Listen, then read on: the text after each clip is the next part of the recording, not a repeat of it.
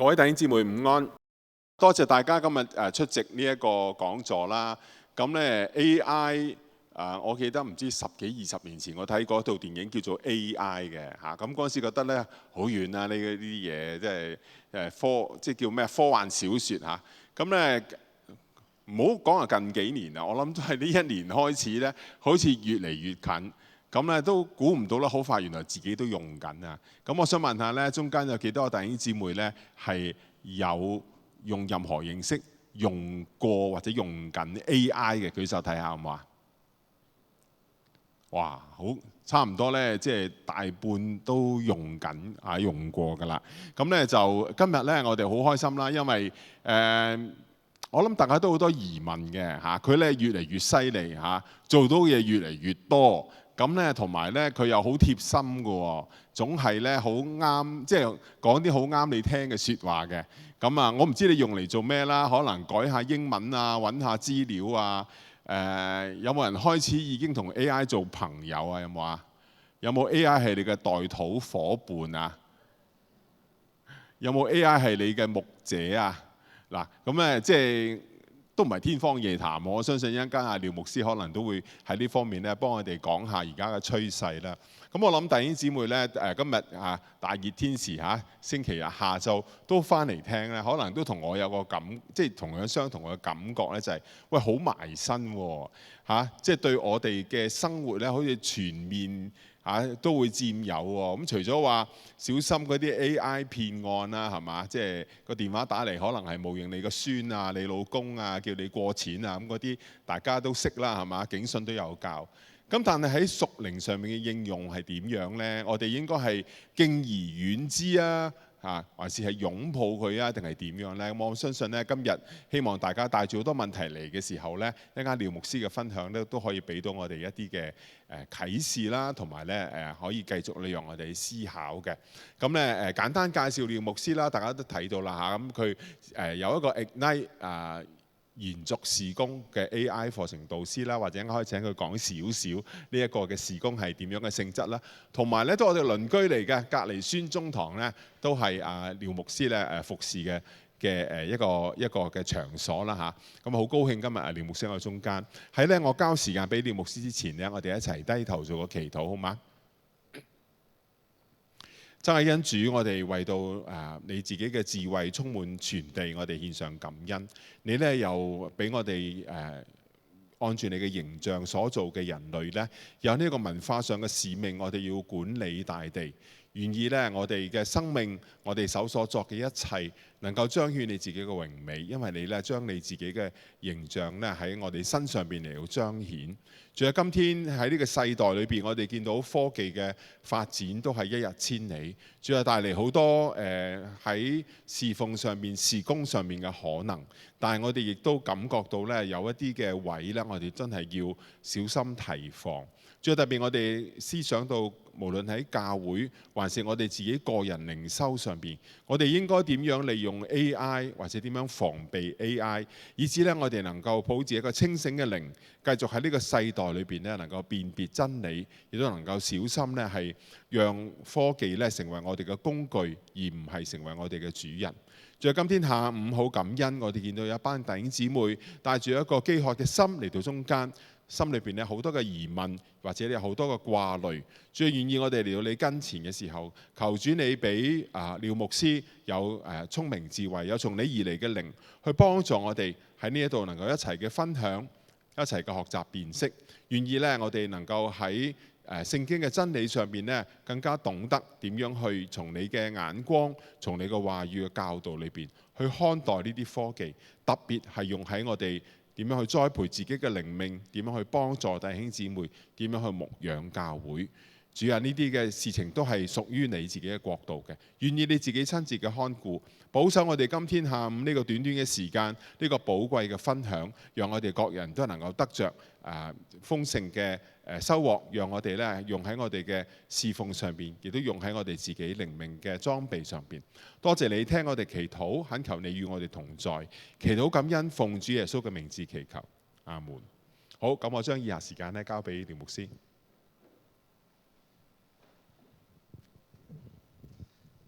好多謝城鎮嘅邀請咧，俾我今日去講呢一個嘅 topic。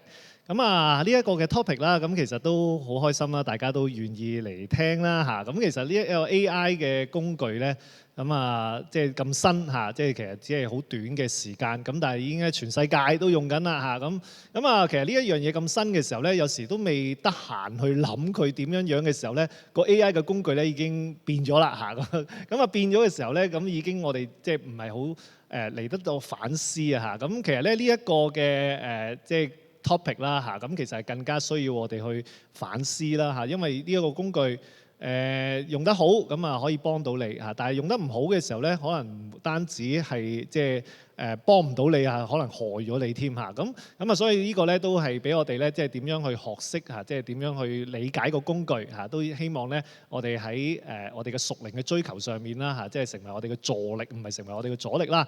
咁啊，我哋都即係我都介紹一下我嘅事工先啦嚇。咁啊，所以咧我自己咧就唔係即係成日都好多人問啦，阿廖牧師你係咪 IT 出身㗎？我話我唔係 IT 出身嘅，我牧者出身啊。咁我好年輕嘅時候咧，咁我就已經喺教會度侍奉㗎啦嚇。咁啊，點解我又去出嚟喺度搞 AI 啊咁樣樣？咁就係因為咧我喺即係呢個事工啦嚇。咁我事工啱啱喺疫情嘅段時間咧開嘅時候咧，咁我就係呢啲一人公司啊。咁一人公司咁啊，即係乜嘢都要做啦嚇。咁啊，行政啊，你即係出去傳福音啊，或者去做一啲課程啊，咁都係要自己一個人做。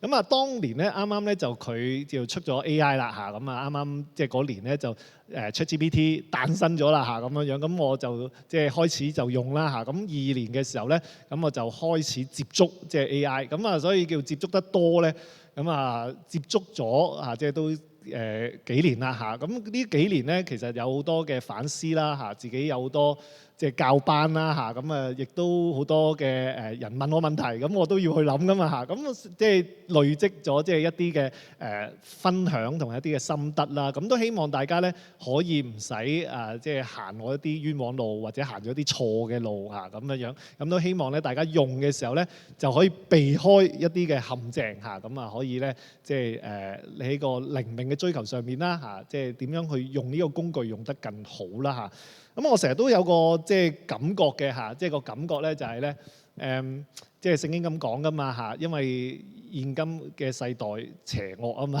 咁我成日都覺得咧工具咧係冇中性嘅嚇，你個工具擺喺個世代嘅裏邊咧，就會成為一個邪惡嘅工具嘅嚇。咁呢個邪惡嘅工具，我哋用得即係我哋冇去諗嘅時候去用咧，就自然就會係一個邪惡嘅工具啦嚇。咁所以我哋用嘅時候咧，一定要去即係真係去諗嘅嚇。咁好，咁咧就嗱，今日個題目啦，有了 AI 基督徒應如何讀神的話及裝備嚇。咁啊，今日咧就唔係教啲咩技術嘅操作啦嚇，因為我通常咧有時出去講座咧，成日大家好想教我點樣幫佢操作嗰啲啦嚇。咁今日我哋唔係講操作嘅嚇，咁我哋咧今日咧就係講點樣去理解嚇，或者點樣去讀神嘅話語。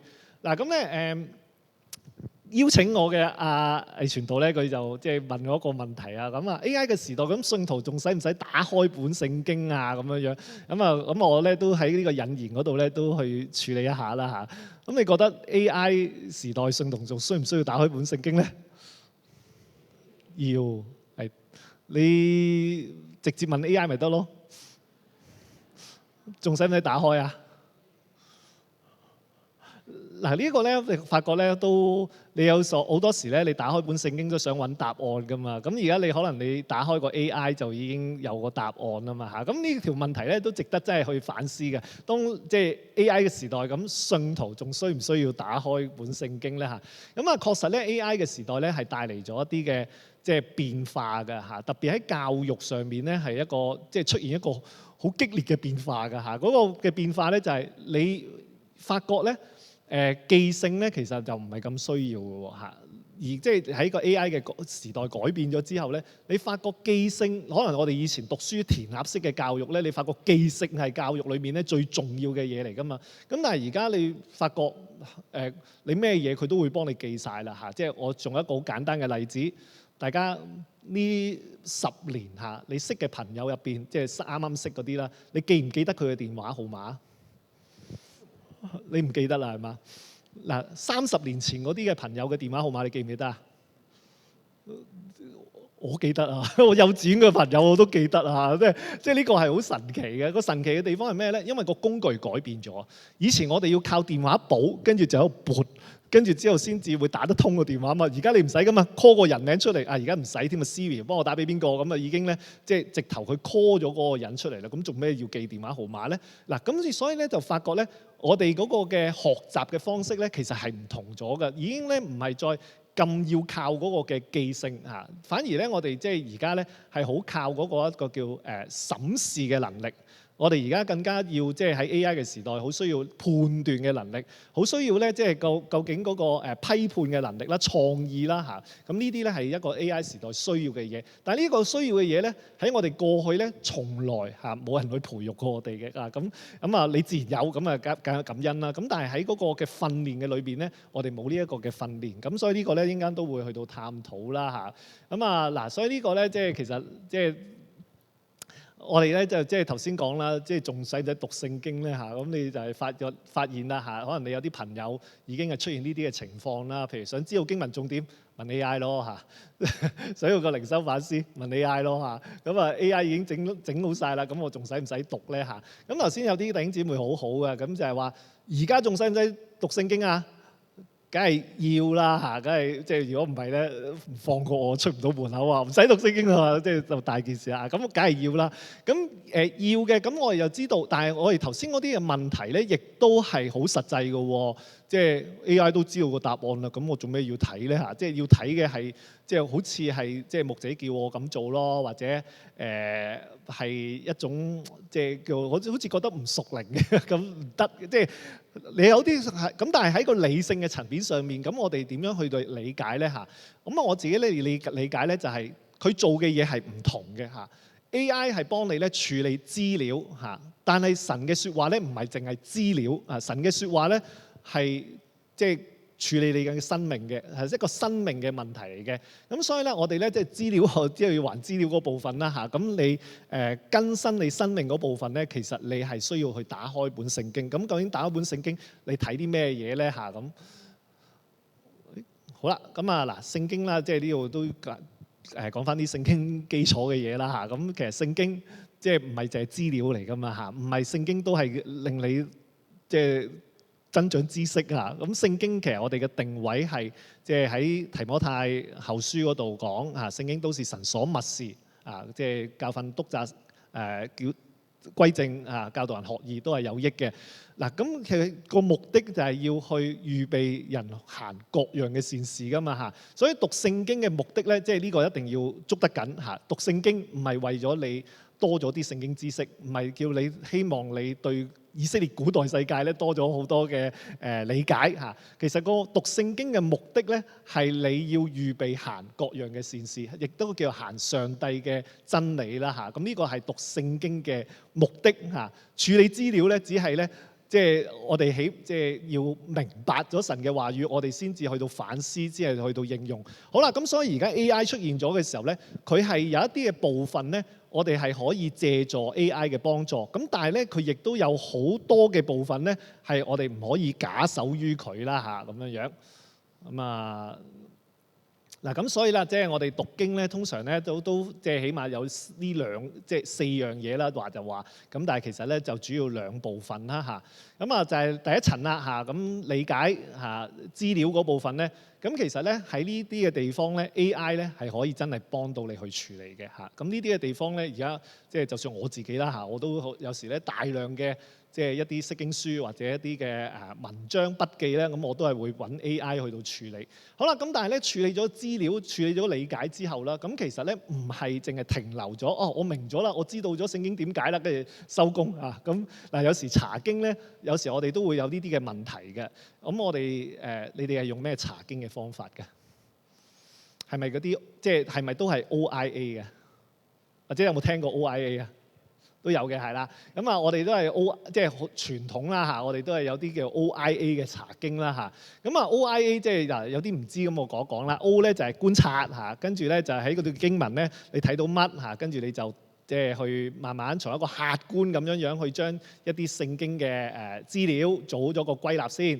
好啦，跟住就解釋啦。跟住你就喺個觀察嘅基礎上面咧去解釋嚇，即係有一啲可能點解會發生呢件事啊，或者呢個地方究竟點解會出現呢個問題啊嚇，即係多問啲點解啦。咁啊，但係去到 A 啦嚇，就係咧，咁究竟呢段經文啦查完啦，咁究竟同我有咩關係嚇？咁通常 OIA 就係咁啦。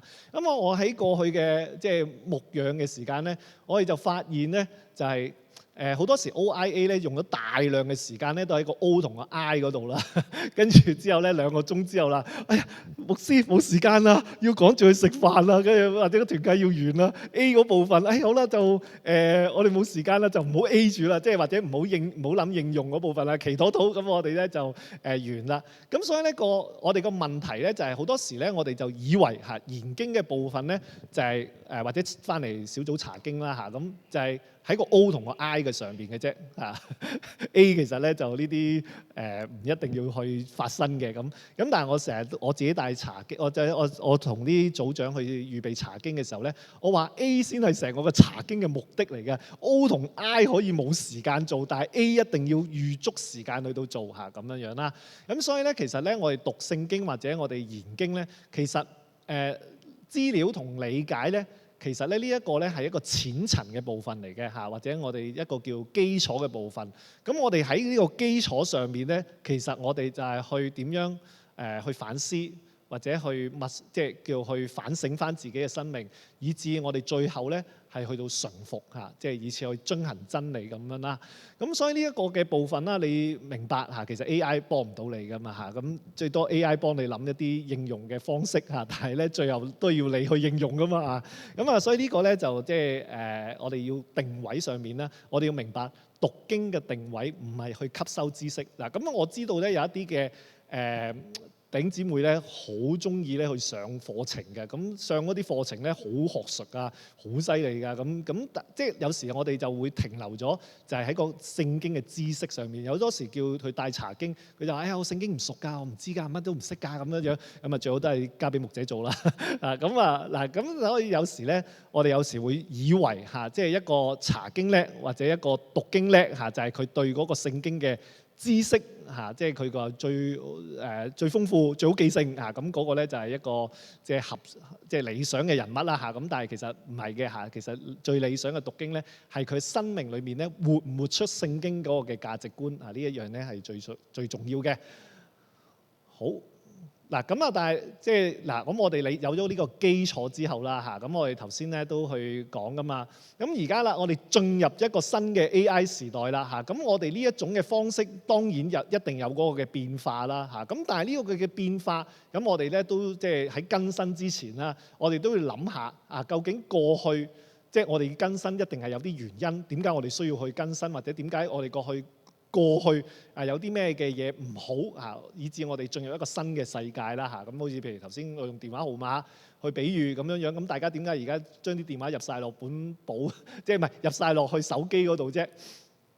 方便咯，方便咁，或者有啲嘅嘢已經係被淘汰啦嚇。咁我哋咧就先理解一樣咧，我哋過去讀經咧，即係一啲嘅模式嚇，即係一啲嘅模式嘅所帶嚟嘅限制先啦嚇。嗱，咁第一樣嘢咧，其實我哋過去咧讀經，我哋唔係唔想讀嘅，不過真係咧發覺咧，其實個時代咧變咗，但係我哋咧你會發覺嗱，我問下個問題先啦，你覺得你呢5年讀聖經嘅情況，比你10年前讀經嘅情況，你覺得你即係叫咩咧？積極咗啊，定係冇咁積極咗啊？呢5年同埋即係你諗翻10年前，可能有啲係啱啱即係信主嗰段時間，或者你啱啱10年前有啲可能信咗幾廿年噶嘛嚇。你覺得邊個時間你會讀經積極咗？邊個時間積極啲？唔係積極咗，積極啲啊！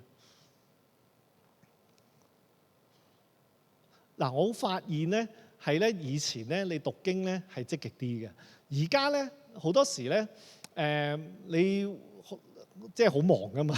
而家咧即係大家又要睇 YouTube 啊，又要睇 IG 啊，又要睇好多 Facebook 啊咁樣。咁啊而家咧即係大家好多嘢睇噶嘛。即係以前咧，即係我曾經咧有個最厲害嘅記錄咧，就係我1個禮拜睇咗7次馬太福音。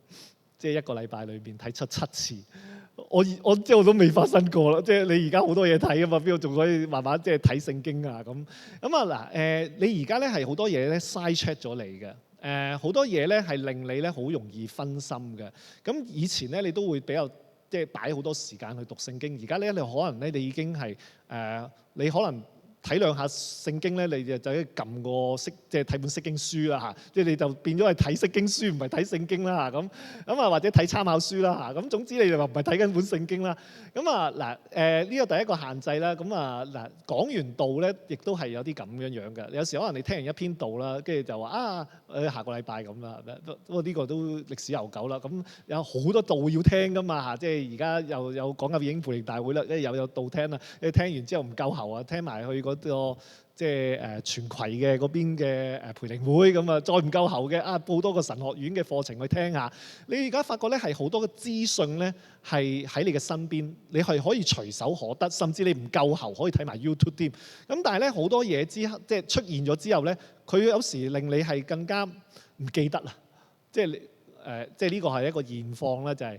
有時咧弟兄姊妹啦嚇，咁有時講笑咁樣啦，你第二日都唔記得咗我尋日講嗰篇道講乜啦嚇？你有冇啲咁嘅問題嘅？即係今日大堂講完道啦嚇，即係有牧師嚇，咁聽日你記唔記得今日講乜㗎？有呢個問題嘅舉舉手。都有啲喎，係咁你哋算唔錯㗎啦嚇。咁我啲弟兄姊妹咧就直接同我講嘅話，聽日都記得，聽日唔記得咪好咯。我食完餐飯就唔記得㗎啦咁啊，所以我啲團契咧就係冇得食飯嘅，一完咗崇拜咧就即刻聚會啊。咁費事佢哋食完飯唔記得啦。嗱，咁我哋咧而家係好快會唔記得啲嘢啊嚇。咁聽完有感動，但係好多嘢咧碌兩個 IG 咁啊，乜都唔記得啦嚇。咁呢個所以第一個咧，其實我哋個時代變咗啊。咁其中一樣變咗咧就係資訊太多啦嚇。好啦，第二樣嘢啦嚇，就係咧。就係讀聖經讀唔入啦嚇，咁唔知大家會唔會有呢個問題？就係哎呀，讀聖經好難啊，點解即係咁難嘅？都唔知佢講乜咁樣咁啊？嗱，即係好多原因啦，你唔明個背景啦，唔明個上下文啦，有時係錯重點啦嚇，咁啊，亦都咧有時唔係好明咧，究竟佢個世界發生緊啲咩事，同我有咩關係咧？即係你讀利未記嗰啲祭關我乜嘢事啊咁樣，咁你開始咧冇心機讀啦，咁甚至咧即係大家。如果你係讀和合本嘅話咧，咁和合本已經100年㗎啦嘛。咁有時咧佢嘅中文咧，我哋都今日嘅中文咧有啲唔係好明嘅，所以後生嗰代咧其實更加唔係好明嗰啲中文點解咁寫嘅咧嚇咁啊，所以第二樣嘅限制咧就係聖經讀唔入或者冇興趣讀啦嚇已經。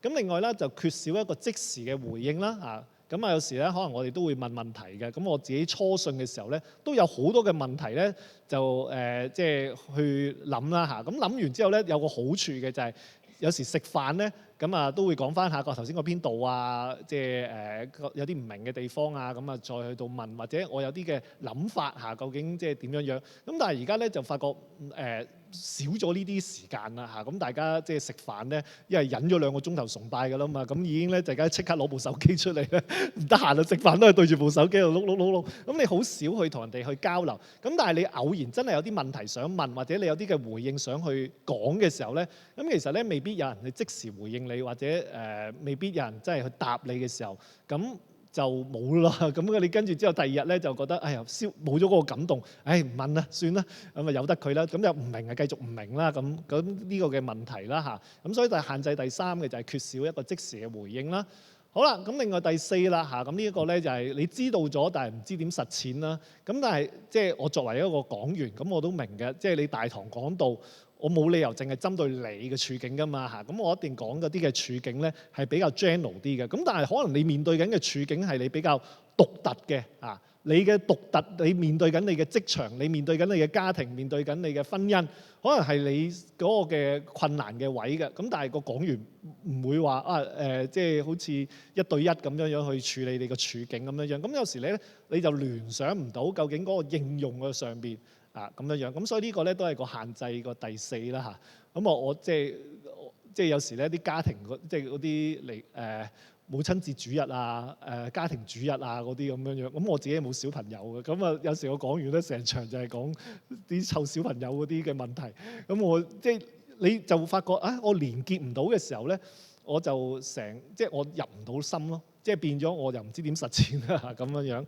嗱咁所以呢個4大嘅限制咧，咁我哋咧要明白咗嚇，究竟我哋有啲咩嘅困難，我哋咧就去借助啦 AI 點樣去補翻嗰個嘅位啦嚇。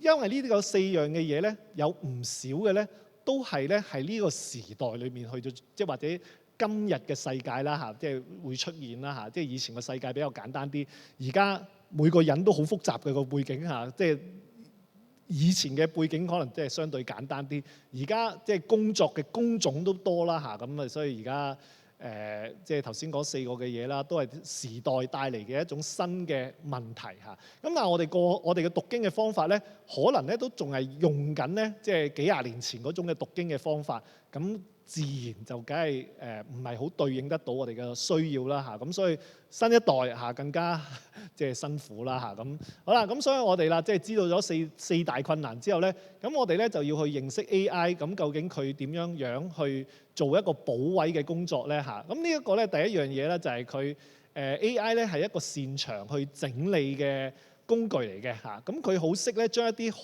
混亂嘅嘢咧整到齊輯輯嚇，好有條理、好有邏輯咁樣樣。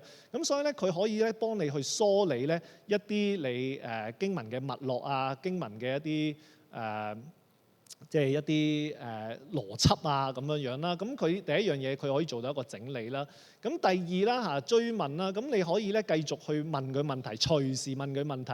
咁同埋咧佢可以挑戰你去提出一啲咧反對你嘅觀點嘅嘢嘅嚇。譬如你諗到一啲嘅嘢，咁你咪可以試下問 AI 啊，究竟即係究竟你嘅睇法有啲咩嘅不足嘅地方啊，或者有啲咩漏洞嘅地方啊，咁你咪可以做一個即係繼續追問嚇。你咧其實繼續追問佢嘅時候咧，你唔係淨係為攞答案，你係咧要去發掘一個新嘅問題出嚟，去等 AI 去處理你嚇咁樣樣。咁呢個咧就係唔好淨係停留即刻攞到個答案之後就歡歡喜喜咁啊，跟住就得啦，我攞咗個答案就走得啦咁樣樣。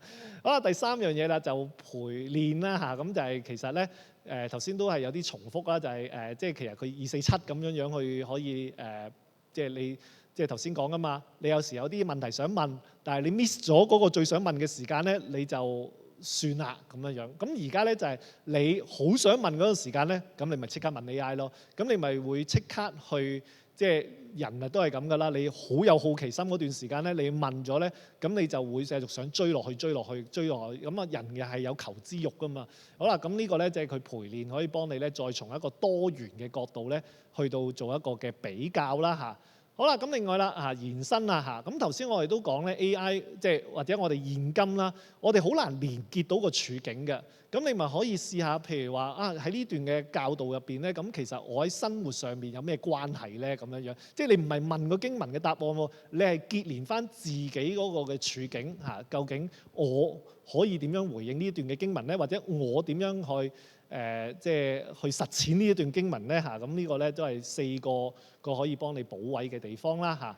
好啦，咁所以啦嚇，即係 AI 啦嚇，改變咗即係頭先講就係嗰個教育啊嘛嚇。咁其實亦都係改變咗我哋一個學習嘅即係入口啦嚇。咁以前即係我哋由一個叫被動嘅閱讀啊，咁你咧就即係而家咧係用一種提問嘅方式咧去到做一個閱讀。其實你一路讀嘅時候咧，你其實就要一路問問題嘅嚇。你唔係記住啲即係嗰個經文啊嚇。以前咧我哋讀經嘅時候咧，我就好似要記住咧邊個去過呢個地方啊，記住咧呢一個咧就發生咗呢件事件之後先發生呢個事件。嗱，嗰個閱讀唔同咗。而家閱讀咧係要你一路讀嘅過程就係我有咩感覺咧？讀呢段經文嘅時候我有啲咩嘅體會咧？我讀呢段經文嘅時候咧，我究竟我諗緊啲乜嘢嘢咧？我諗緊嘅嘢同呢段嘅經文有咩關係咧嚇？咁你開始咧唔係淨係用記性，你係用一個咧去捕捉你閱讀嗰陣時嘅感受咁樣樣啦嚇。咁另外啦嚇，即係由共同分別變私人訂製啦嚇。咁就係你過去嘅就係好多時你要聽某嘅即係一個指導嘅應用咁樣樣啦。咁你而家可以試下將你嘅處境話俾 AI 知，咁究竟呢段經文去點樣回應你嘅處境嚇？咁你可以提出一啲即係你可能得到一啲亮光啦嚇，或者得到一啲咧即係啟發啦，咁等你咧可以知道原來呢段經文咧我可以咁實踐嘅，原來呢段嘅經文咧可以咁樣樣去理解翻我嘅而家面對緊嘅問題嘅咁樣樣。好啦，咁但係啦嚇，即係雖然啦頭先講即係呢4大嘅優點咧，其實都幫到好多忙㗎啦。即係你其實由過去嘅讀經嘅方法咧係有啲轉變咗嗰種嘅學習嚇。咁但係你咧都要有少少即係用 AI 嘅時候咧，你一定係要知道咧呢個工具咧係有一啲嘅危險嘅嚇。即係正如我即係教你揸車咁樣樣，咁教你揸車咁就一定係一開波梗係教你開即係俾油㗎嘛嚇。咁啊，但係咧你淨係教你俾油咧，你要大鑊啦嚇。咁點剎車啊？咁啊一定要你學埋個剎車啦嚇。咁所以你咧都要學，你要知道嚇，你用 AI 嘅時候咧，你都有啲風險咧去要留意嘅嚇。咁第一樣嘢啦，就係有答案嚇，冇預見嚇。咁就係其實提翻我哋頭先啦。唔好真係以為攞咗個答案之後咧就收工啦嚇！你記得你攞咗嘅係一個最 basic 嘅啫嚇，讀經4層嘅裏邊，你攞答案咧其實已經係一個最 basic 嗰個層次嚟嘅啫，唔係達到咗個目的嚟嘅嚇。你攞咗個答案咧，只係一個起步。你個起步入邊咧，你就要去再探索翻究竟呢段經文對我嘅即係應用啦嚇，或者上帝對我嘅説話啦嚇。咁啊，另外啦，第二個風險咧就係有摘要冇默想嚇。咁其實呢一個咧係咩咧？嗱喺聖經裡面都講啦嚇，晝夜思想，這人便為有福啊嘛嚇。點解要晝夜思想？你估啲舊約嗰啲人日日讀嗰段聖經？讀到佢即係嗱猶太人嗰啲小朋友啊，據稱啊，小學啊已經背晒，識背五經㗎啦嚇，識背五經喎嚇。你話睇五經都不容易啦，佢背到五經喎嚇。咁啊，對於猶太人嚟講咧，佢哋其實聖經都已經熟到爛啦。點解要晝夜思想咧？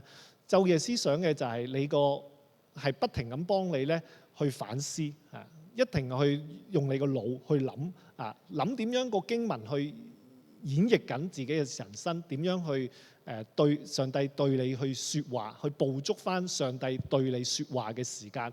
咁所以時間咧係一定咧係需要嘅啊。咁啊呢個咧好緊要嘅就係有時咧我哋 AI 攞個答案翻嚟，幾秒鐘就已經俾咗個摘要你啦，幾秒鐘就俾咗個答案你啦。咁但係咧幾秒鐘攞到個答案咧，嗱以前咧我哋係一 pack 過做晒㗎嘛。以前我哋要攞答案，可能我需要咧用可能幾個鐘頭嘅時間啦嚇咁樣樣。我以前記得咧喺度執耶穌嘅家譜咧，將馬太福音同路加福音咧去對齊咧，用咗個半日時間啦。即係第一次嘅時候啦，唔知啊嘛，點解兩個家譜唔同嘅？點解有啲人中間開始即係由大衛嘅子孫開始啲，點解兩個啲名唔同嘅咧？咁啊已經搞咗我磨咗個半日時間啦嚇。咁嗱，以前咧你要去揾一個答案咧，你係要經歷磨嘅但係磨嘅過程咧，其實咧係你有嗰個默想，或者你有嗰個思考用腦嘅時間嘅。好啦，咁但係咧，因為 AI 咧而家啦5秒鐘嘅時候，你冇咗磨嘅時間啊！你冇咗磨嘅時間咧，我哋有時咧就即刻跳咗啦，就冇咗個默想，亦都冇咗個反思啦嚇。咁所以呢個咧你要即係留意啦嚇，就係即係呢個留意咧就係你需要俾翻個時間上帝同你講説話嘅嚇，即係你。即係我哋同上帝關係唔係淨係頭腦嘅認知㗎嘛嚇，你同個人傾偈，你都唔可能好似而家啲人睇 YouTube 咁開2倍速㗎嘛，你唔能夠話不如你快啲同我講完去啦咁快啲講完去咁即係唔使講啦，唔使講咪不如大家唔使傾偈啦，冇關係啦咁呢個所以都唔係一個健康啦，咁所以大家要記得你一定要擺翻個時間係親近神嘅，唔係攞到答案就已經完成你嗰個嘅研經，你係要擺翻咁多個時間落去，繼續去到即係俾上帝嚇。咁呢個咧即係都緊要啦嚇。咁我成日都用一個例子咧，就係有一次咧，我媽咧就即係要電飯，即係要買電飯煲嚇咁樣樣。咁我就即係好孝順咁樣樣，買咗個幾千蚊嘅電飯煲俾佢啦，諗住希望佢食啲好嘢啦咁樣樣。跟住咧，我買完個電飯煲俾佢之後咧，俾佢用咁耐啊鬧咁耐，用一次啊鬧我一次。咁啊點解咧？佢話你個電飯煲啊要70分鐘先煮完啊，跟住咧嗱，大家用個靚嗰啲電飯煲就知啦。佢話：我以前啊30分鐘就煮完㗎啦，跟住之後佢話：你而家搞到我70分鐘先煮完啊！跟住你都唔知咩爛鬼電飯煲嚟㗎。咁啊之後同我買翻個幾百蚊嘅咁啊。嗱咁啊，即係你好興啊嘛嚇。咁啊嗱，跟住咧佢就提出咧呢個佢要快啊。咁我就去試下呢個世界究竟地球上面最快嘅電飯煲係邊一隻啦嚇。咁大家覺得地球最快嘅電飯煲可以幾耐煮到碗飯呢？係啊，我揾到咧就係最快咧就係14分鐘嘅。咁啊，香港有賣嘅啊，啲唔係好神嘅科技啫嚇。咁佢就用壓力煲嘅方式咧去即係谷嗰粒飯谷到佢熟為止啦。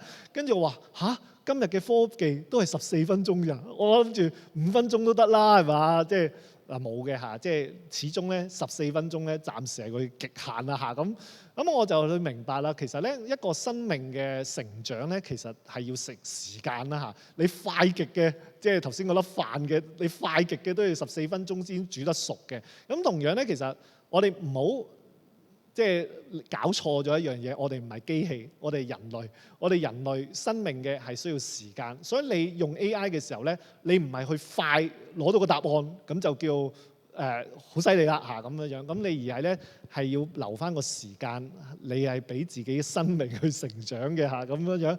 即係世界冇幾秒鐘就可以令你嘅生命轉變嘅，一定係需要有時間去沉澱嘅嚇。好啦，咁第三啦嚇，咁啊即係有個人化答案失去分辨啦。嗱呢個咧，大家要記得咧 AI 咧嘅底層嘅邏輯咧，就有啲嘅嘢嘅嚇。第一樣嘢咧 ，AI 嘅底層邏輯咧就係佢有問必答嘅。嗱，試下玩一個，如果玩一個遊戲，有一個遊戲真係有嘅嚇，有個 board game 啊，就係咁啊嗰個太粗口啦，我唔講啦嚇。咁就係嗰隻 game 咧，就係你要亂咁噏啲嘢啦嚇，你一定要講嘢嘅。好啦，咁你如果要講一啲你唔識嘅嘢，但係你一定要講嘅，但係你嗰個 topic 咧，你係完全冇學過嘅，咁你會點啊？一個嘅 topic 你係完全冇學過，但係你又要必定要你講嘅，即係你唔可以講話我唔識啊 ，sorry 咁啊，唔得，你一定要解釋嘅啊，咁你咪亂噏咯啊！你唯一嘅做法就係亂噏咯，咁你咪一直咁亂噏啦嚇，咁所以有隻 board game 就係玩呢一樣嘢啦，就係個個都亂噏，睇下估下邊一個咧係真係知答案嘅，其他嗰啲人咧係亂噏嘅咁樣樣。嗱咁AI 咧亦都係有呢個嘅邏輯啦，就係佢設定咗係有問必答嘅啊，咁所以咧你問佢，就算佢唔識嘅嘢咧，佢都會亂咁答你嘅啊，咁啊仲答得有頭有即係有文有路嘅嚇，咁所以呢個咧就俗稱就叫 AI 幻覺啦。咁所以第一樣嘢咧，我哋要知道 AI 咧係有幻覺，唔好盡信啊！第一樣嘢，好啦，第二樣嘢啦啊，就係咧 AI 咧係會係擦你鞋嘅啊，呢個你要記得 AI 係佢嘅會討好你嘅説話嘅，佢會有嗰個叫簡單啲就擦鞋啦嚇，咁啊唔講咁文縐縐啦嚇，咁啊就係所以咧你講嘅嘢咧，佢係會討好你嘅，所以我哋有個危險咧，就我哋以為咧啊，即係 AI 撐我嚇，咁我哋知道 AI 好似好中立咁啊嘛，啊佢又好有邏輯喎，佢又好似好明事理喎，咁咪覺得我嘅答案有 AI 撐啊，所以我啱硬㗎啦咁樣樣。嗱咁你就會容易咧就跌入咗咧一種自我放大㗎啦嚇，咁因為我成日都有時講座咧，就話咧你兩公婆嗌交啊，千祈唔好大家分別用 AI 去問問題啊 ，AI 實企喺你嗰邊嘅，跟住你哋兩個人咧實話 AI 都撐我啊，肯定係你錯嘅，咁啊嗰個又話啦 AI 撐我係你錯喎，咁啊就打交都有份啦嚇，咁所以用 AI 嘅時候咧，我通常建議嚇你唔好咁快表達你嘅立場住，你叫佢分析一啲嘢咧，講出一啲優點同缺點嚇，唔好兩樣話，即係有時我哋即係話啊，你幫我睇下好唔好啊咁樣樣，咁你會點答啊？有個人攞份文件俾你啊，你幫我睇下份文件好唔好啊？佢唔會諗住同你抹面嘅，一定話好啊，幾好啊！你份文件寫得好好啊，咁啊嗱，咁你咧就變咗學唔到嘢咯。明明你嗰份文件係唔好嘅，但係佢就話你好咯。嗱，咁呢一個咧就係你要小心嘅一樣嘢咧，就係 AI 會順住使用者嘅方向去回答啦嚇，佢會強化你嘅立場同埋偏見嘅嚇。咁所以咧，你最慘嘅一樣嘢咧，就係你以為咧自己咧好叻啦、好識啦咁樣樣。咁所以咧，你喺用 AI 嘅時候咧，你都要小心呢一樣嘢。你知道你呢個朋友咧，或者呢個工具咧係柴仔嚟嘅啊，咁你要識點樣面對呢個柴仔咧？咁你就咧唔好咁快咧表露咗你嘅立場住嚇。你就譬如話呢度有個例子啦，唔好淨係問我咁樣理解啱唔啱啊？咁你要問我可能錯喺邊一度嚇，你要接受即係你要去佢提出你錯喺邊一度，咁你去到修正一啲嘅自己嘅問題啦嚇。好啦，咁另外風險4啦頭先咁，咦冇咯，風險3個風險啫嚇。好啦，咁所以咧呢個咧都係一個即係 AI 嘅位置啦。其實 AI 咧嘅正確嘅位置咧，你咧就要記得咧佢係你一個嘅助手嚇。你唔好俾 AI lead 住你嚇。你喺問 AI 之前咧，你最好都有少少諗法嚇，你先有去到問 AI。你完全一張白紙咁問佢咧，其實咧你係會俾佢帶住走嘅。咁呢度啦就係 AI 係一個即係我成日都形容啦煮嘢食嚇，一個主廚同一個副廚即係二廚嚇。佢哋係一齊煮飯嘅嚇，但係咧。可唔可以二廚幫個主廚煮埋佢嗰部分咧？煮埋咁不如佢係主廚啦，我嚟食㗎啦嚇，咁唔得㗎嘛嚇，咁所以咧你係要知道咧，有啲嘢咧係交俾二廚去做嘅，但係有啲嘅位咧係一定要主廚自己做翻嘅嚇，咁所以呢個咧你要記得啦，你唔好完全將所有嘅嘢交晒俾 AI 咁所以呢個都要即係。知啦嚇，咁所以佢唔係老師啦，唔係牧者啦，唔係聖靈啦嚇，咁你都係咧，即係有時你都要去問翻嚇，即係上帝點樣去理解呢句説話？問翻牧者，你咁樣理解有冇錯嚇？因為即係頭先講噶嘛，我哋要學辨別啊嘛嚇，咁你未學識辨別嘅時候咧，咁牧者幫你把關咧，呢個都好緊要啦嚇。咁好啦，咁呢個咧就係 AI 嗰個嘅正確嘅位置，咁你千祈咧即係。而家我哋有時煮飯係咁噶嘛，即係請個工人姐姐翻嚟，咁一係我煮一係你煮啦，係咪咁？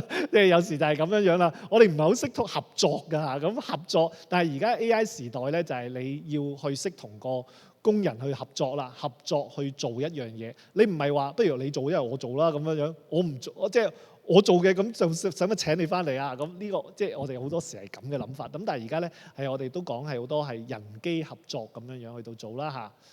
好啦，咁即係有段示範啦嚇，咁個示範其實就都唔，因為時間有限啦，唔會特別即係真係示範嘅。嗱呢一段嘅經文嚇，咁呢段好熟啦嚇，即係講憂慮啦嚇。好啦，咁我當大家好熟啦嚇，咁我唔讀啦嚇。咁我哋咧一個正確嘅做法點樣去高呼咧？即係我哋去讀一段經文嘅時候，咁我哋咧就係第一樣嘢就係咧。你唔好即刻問 AI 究竟咩嚟㗎？咁或者呢段嘅經文點樣分段啊？有咩重複事啊？嗱，正確嘅流程你係即係睇一次先嗱，唔該睇一次經文。睇完一次嘅經文嘅時候咧，自己去試下諗下啲嘅問題嚇。你有啲咩嘅即係做翻我哋一啲基本功啦？有啲咩嘅重點啊？有咩詞去重複啊？嗱呢一句好緊要啊！邊一句嘅説話令你唔舒服啊？咁樣樣嗱，試下捕捉你個感受啊！你讀經嘅時候咧，喺一個 AI 嘅時代咧，係多去試下，唔係再係記性啦。呢段經文即係點樣？因為咧呢啲嘢咧，其實真係交俾 AI 咧 OK 嘅嗱，即係譬如一啲。做啲資料嘅分析啊，或者做一啲結構嘅重構啊，嗰啲嘢咧，其實 AI 真係好擅長嘅。咁但係睇一段嘅經文咧，邊段令你嘅經文有感動，邊段嘅經文令你有唔舒服，或者呢段嘅經文咧，究竟有啲咩嘅即係感受嚇？呢啲嘅嘢咧，其實 AI 幫唔到你嘅啊。所以第一嘢咧，你讀經嘅時候咧，你就去試下用感覺多啲去到即係睇第一次。嗱呢一個咧，我可以用一個睇戲嘅方式嘅。嗱睇戲，我想問啦，大家睇戲之前咧，你會唔會即係睇咗啲拆解嗰段嘅內容先入場㗎？唔會㗎嘛，係咪？你而家啲咩劇透嗰啲咩㗎嘛，即係嚴禁劇透㗎嘛嚇。即係你而家咧，即係你劇透俾人哋咧，即係人哋嬲你㗎嘛，同佢絕交，以後唔同你傾偈啊咁。嗱咁我哋睇戲都唔會咧去即係即係叫咩咧？揾個 AI 幫我 jam 咗呢套電影咧嗰個嘅劇情咁等我咧就知道咗個劇情之後咧，我再去入去戲院睇，唔會噶嘛。或者你唔係淨係睇完個摘要之後就當我睇咗呢套戲啦咁樣樣，唔係噶嘛。嗱，同樣讀經咧其實都係嘅。你第一次睇嗰個嘅感覺咧，其實係好緊要嘅。或者你喺唔熟呢一段經文嘅情況下咧，你去睇呢段經文咧，其實嗰個感覺都好大㗎。你呢一個嘅感覺咧，其實先係最正嘛。你睇戲嘅時候，你睇套懸疑片，即係你唔會話，哎呀咁嘥時間成2個鐘頭之後先揾到個兇手。哎呀，不如我入場前不如 search 下究竟最後邊個係兇手，咁我入去睇。你唔會咁做噶嘛。你享受嘅就係你就係去尋找兇手嗰種嘅嗰個過程啊嘛。咁同樣睇聖經嘅，其實就係我喺個讀經嘅時候，我就係喺尋找嗰段嘅説話俾我嘅感覺啦，或者我去揾到一啲發現嗰個即係正噶嘛。即係我自己中意讀經係因為我覺得讀經係好多嘢去新嘅發現，俾我新嘅體會咁呢個即係第一樣嘢。所以你唔好問 AI 先啊，最好自己打開本聖經讀經先啊。咁呢個咧即係好緊要嘅。好啦，咁跟住啦即係。嗱，我自己睇完戲啦譬如好似我睇咗套即係有一啲好鬼難明嗰啲咧，我之前睇咗套即係譬如《星際啟示錄》啊、咩天能啊嗰啲，睇完都唔知講乜咁啫。咁你呢啲嘅戲咧，咁我就會真係去上網啦，睇下啲影評啦，睇下啲解讀啦，睇下啲解説啦。嗱，咁呢啲嘅時間咧，你就即係因為你睇咗第一次啦嘛，你又唔明啦嘛，你有啲嘅地方你真係睇咗2刷都唔明啦嘛，咁你咪開始即係睇一啲嘅輔助啦。咁我哋過去咧就係睇釋經書啦咁而家咧我哋咧就呢度頭先示範1啦咁嗱咁啲示範2啦咁我哋咧就可以咧呢個位置咧就去揾 AI 啦咁譬如啦，唔好淨係問答案咁我哋咧由一個問答案咧轉為一個問結構啦咁你就係幫我列出呢段經文啦嘅邏輯嘅推論嘅結構啦咁你可以問多少少咧，你即係頭先我哋以前咧嗰啲咩6個 W 嗰啲咧，你可以交俾 AI 去問啦。咁你就幫我問下點解呢段經文會咁發生啊？點解呢個經文呢個位置係喺呢一度啊？咁究竟呢一度係點樣分段啊？呢度有啲咩重複啊？呢度有冇同啲舊約嘅一啲典故有啲即係類似啊咁樣樣？咁嗱呢啲咧都係一啲你可以去睇結構嘅即係重點嚟嘅睇上下文、睇重複詞、睇論證嘅推進。去查一啲嘅正點啦咁樣樣，咁呢個咧下邊嗰啲字咧就係一啲嘅提示詞啦咁你可以直接咧就頭先講馬太福音6章25至34，咁你就話咧只做以下嘅工作，整理呢一段經文嘅上下文啦找出重複出現嘅詞語、意象説明耶穌嘅論證點樣一步一步嘅推進提出5條嘅經文觀察問題標明咧邊啲背景資料咧需要查證。嗱咁呢個咧，咁你咪睇嗰段嘅經文咧，咪比你平時睇咧，咪豐富咗咯咁但係佢又唔係俾答案你喎咁你頭先都話啦，尋找答案都係一種即係享受嚟嘅咁你又唔好俾 AI 拎咗你嘅享受啦好啦，咁嗱，咁呢一個咧，我呢一度咧就係我某一次咧嘅小組查經咧，我就將佢咧即係我因為咧。查士師記啊，咁我同啲年青人查，你一查到舊約咧，佢哋咧就開始好對啲資料啊、對啲人名啊、對啲歷史啊嗰啲開始好難掌握㗎啦咁我有一次咧查咗經咧，即係有一次咧查底波拉嗰段啦又底波拉又巴拉又西西拉咁樣，佢拉多幾下咧就邊個拉啊乜嘢，佢就開始好頭暈啦。咁嗱。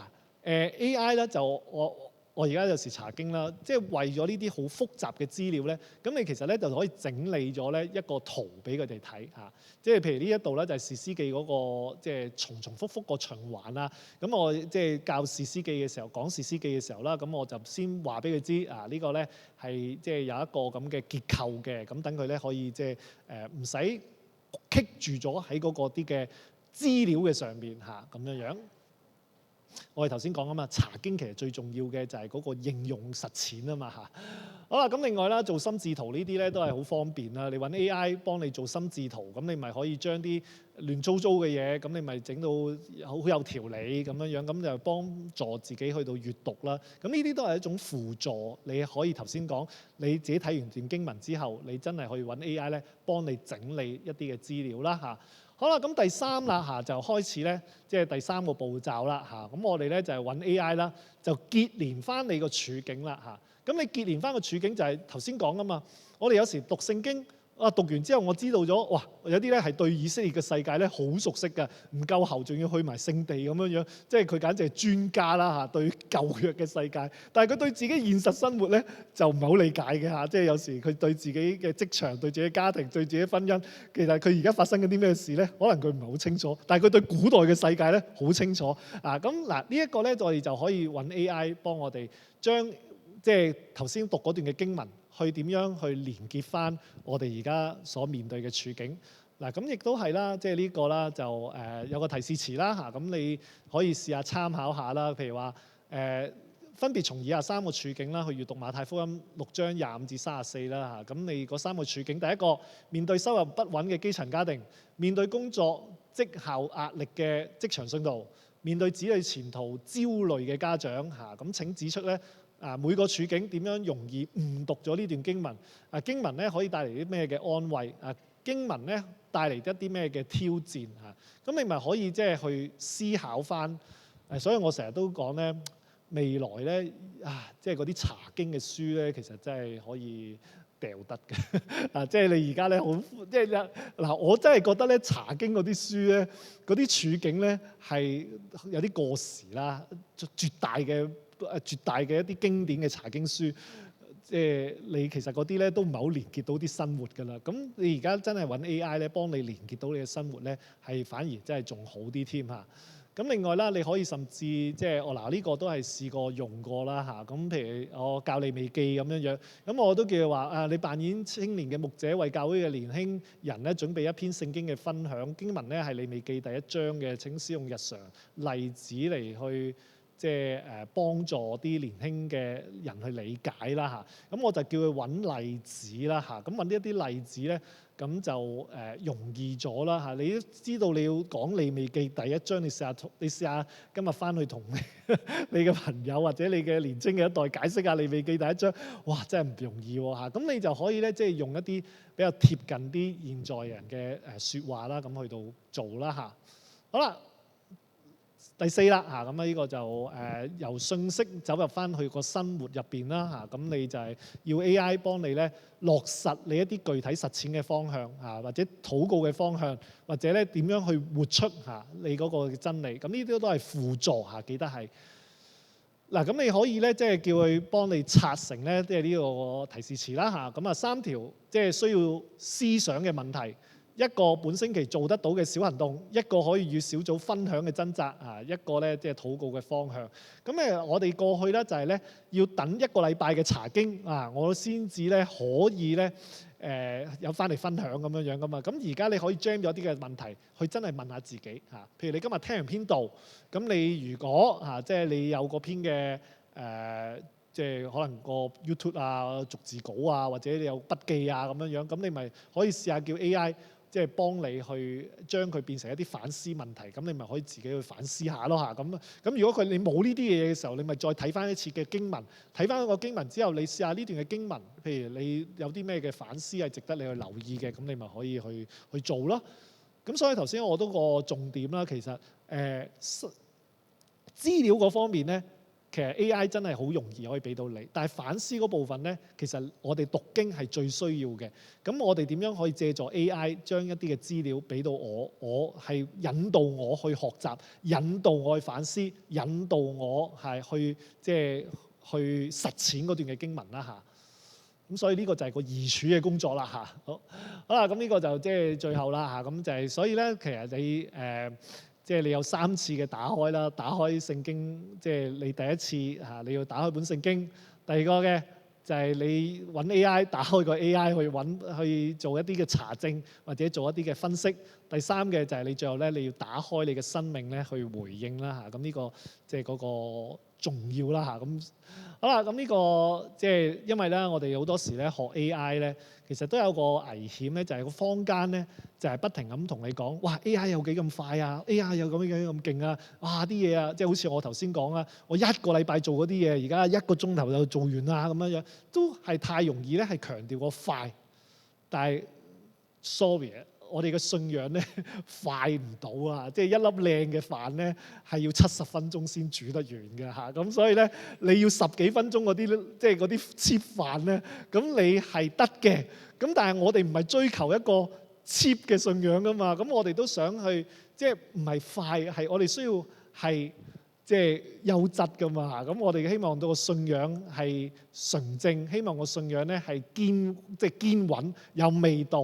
啊，咁啊，所以咧喺一個屬靈嘅，即係你要分辨啦嚇。其實要快嘅時候要快，要慢嘅時候就要慢。而屬靈生命呢件事咧，就係需要慢嚇。咁啊，所以AI 咧唔係淨係幫你改善個讀經速度，係幫你改善你嘅讀經嘅深度嚇。你要記得 AI 唔係幫你讀經讀得更快，AI 係幫你讀經讀得更深啊。呢一個咧係即係今日想帶出嘅嚇。咁所以呢個。即係呢幅圖啦嚇，咁啊好啦，咁啊呢啲4條嘅護欄啦嚇，咁記得啦，睇翻經文啦，同埋個群體啦，唔好以為咧自己一個人讀聖經咪得咯咁樣樣。咁其實咧即係一個群體去理解神嘅話咧，都係好緊要嘅嚇。即係一齊一個。冇話一個絕對嘅答案嘅，反而我哋點樣喺個群體裏邊咧去理解上帝嘅説話啦嚇。咁另外啦 ，AI 嘅所有嘅嘢一定要 fact check 嚇，一定要查證。你唔好諗住咧出嚟嗰啲答案咧之後就呢個 AI 出㗎啦咁啊，你就以為咧係嗰個即係真理咁樣樣啦。咁所有嘢都要查證啦。咁即係所以呢個啦，我哋做牧者嘅咁成日要好好把關啦。咁即係我哋都要。每一樣嘢都要做一個 fact check 咁樣樣啦嚇，咁但係最重要啦嚇，順服啦嚇，最緊要你嗰段嘅經文係帶你去活出嗰個嘅真理啦嚇。好啦，咁呢個即係最後就係你嘅話係我腳前嘅燈，係我路上嘅光啦嚇。咁其實上帝嘅説話嚇唔係淨係即係你唔係解釋個光嘅，個光係引緊你向前行嘅，係一種動力嚟嘅，係一種咧要行嘅，需要有行動嘅啊。咁所以呢個都希望今日可以回應得到嚇大家今日嘅題目啦，都好似話有啲答問時間嘅，咁大家都可以咧喺聽嘅過程頭先有啲咩問題可以最後去到再問啦嚇。好，咁我哋將個時間咧就交翻俾大會啦嚇。好多謝廖牧師，咁可以落去飲啖水嚇。咁大家有冇已經沉澱到啲問題啊？嗱，頭先講啊，生命成長需要時間嘅，最緊要咧識得發問嚇，唔好咧就乜嘢聽完咧記低咗嚇，store 喺個手機度，但係出去飲個咖啡就可能唔記得咗啊嚇。咁啊趁個問題仲新鮮咧，就大家就即刻提出啦。咁啊難得啊，廖牧師喺我哋中間嚇。咁我哋有同工咧準備咗嚇有問題紙，又或者咧如果想即刻問都得嘅，我哋有咪嘅嚇。咁成浸嘅弟兄姊妹咧就好學嘅，我哋訓練事工咧嗰個報名率咧都唔錯噶，雖然可以咧繼續進步。咁啊難得今日大家喺度啊，咁有問題咧唔好客氣啦嚇。好，先係前面一位弟兄阿傅生，係啦，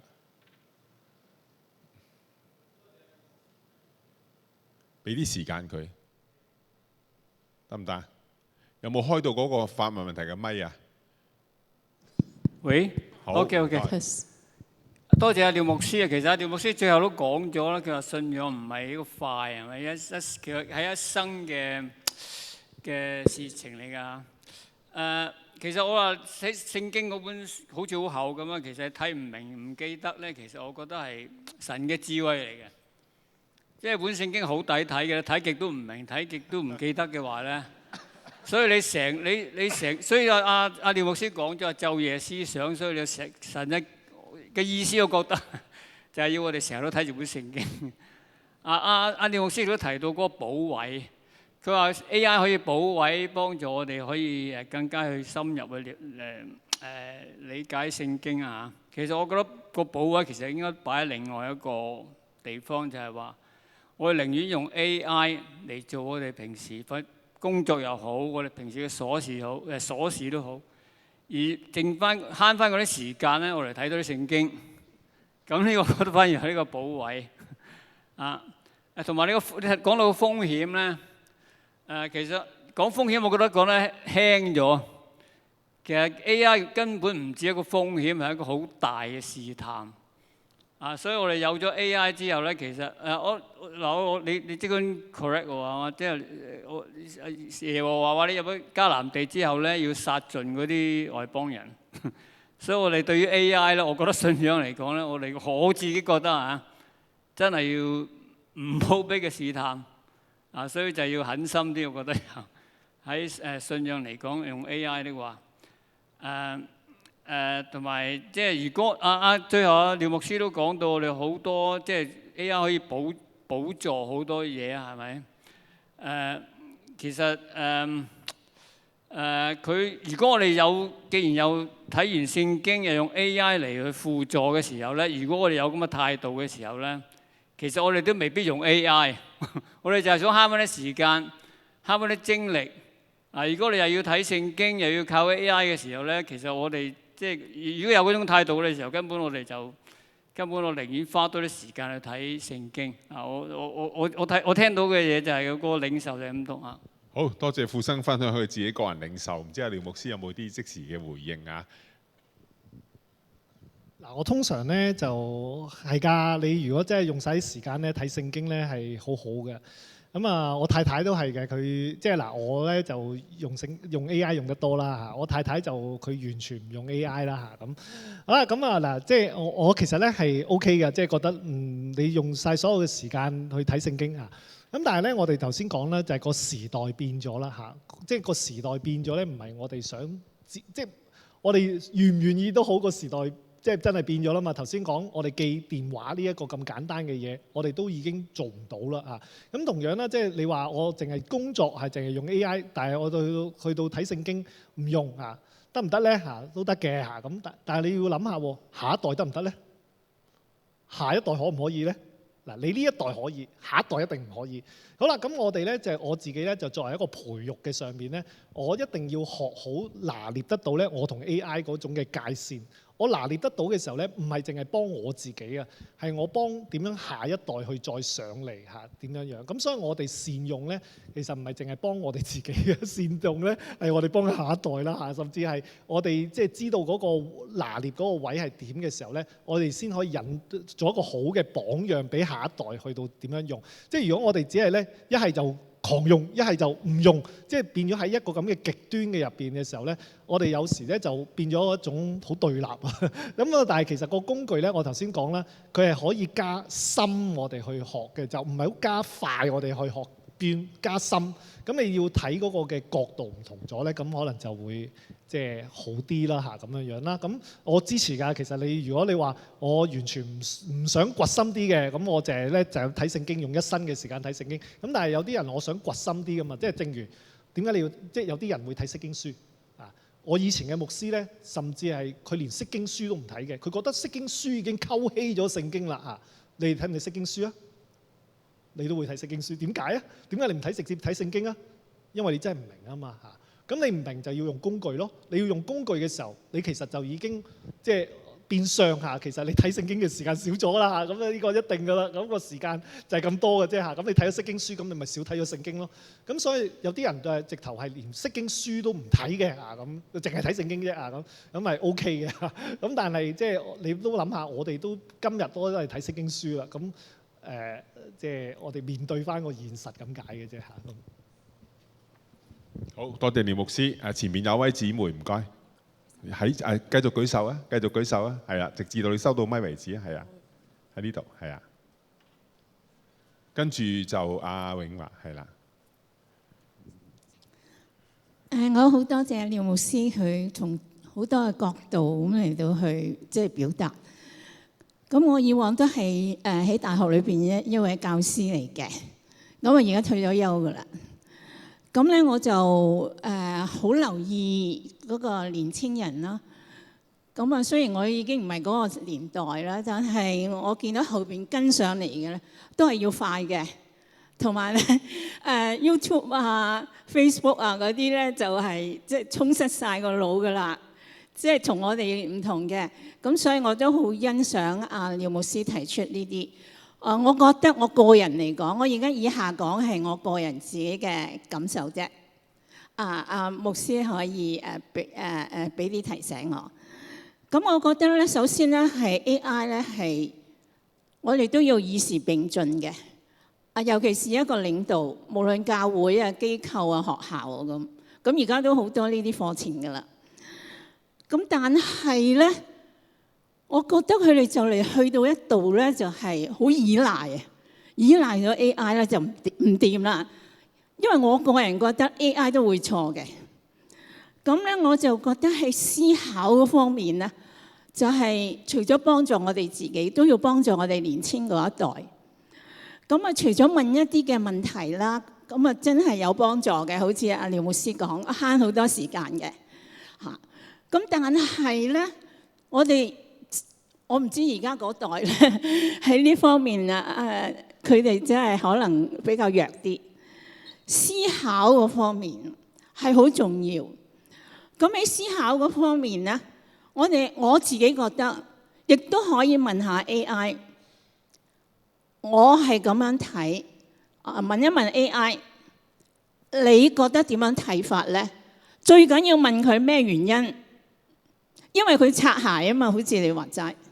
咁啊，如果你講咗，佢實話你好噶，等你好開心噶。但係你嗰種睇法可能好片面，或者都有錯嘅，但係佢都會擦鞋嘅。咁我哋一定要問佢咩原因咧？